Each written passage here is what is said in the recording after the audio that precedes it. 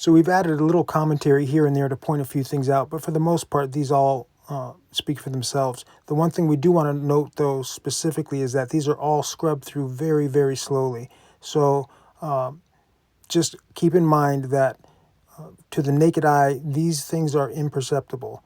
All right. The only reason this footage exists is because we zoomed in over and over, did screen recordings, and scrubbed through at the same time.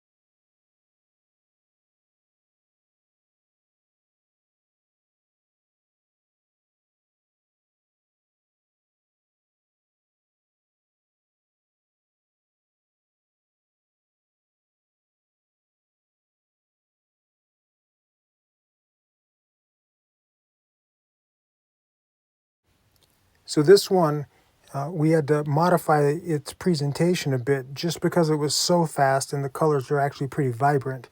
It wasn't clear to us that this would be relayed so well, so we scrubbed through slowly, a bit zoomed in, and then backed out a little and scrubbed back and forth again, and then did that a third time so you can see. But what's most interesting is that at the very end of this, we let it play at regular speed, just so you can get a sense of how fast these things are moving. And in other videos, we've talked about these things moving so fast that other prosaic animals look like they're in suspended animation. Well, this, whatever this is moving so quickly that it makes the plane look like it's frozen. Okay, and this is obviously not a frozen plane in the sky, but when you see how fast this goes in real time, you'll see that the speeds we're talking about are incomprehensible.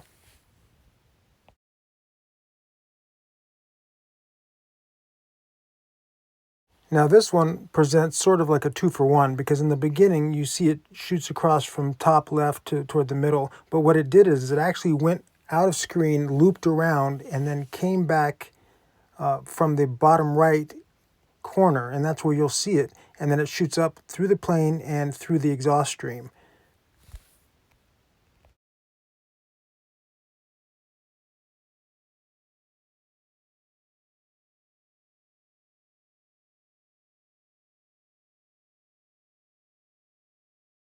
This was number 6 in the compilation we just watched, and we're coming back to it because there's something that we want to note, and that is that these two things are clearly sharing the same space.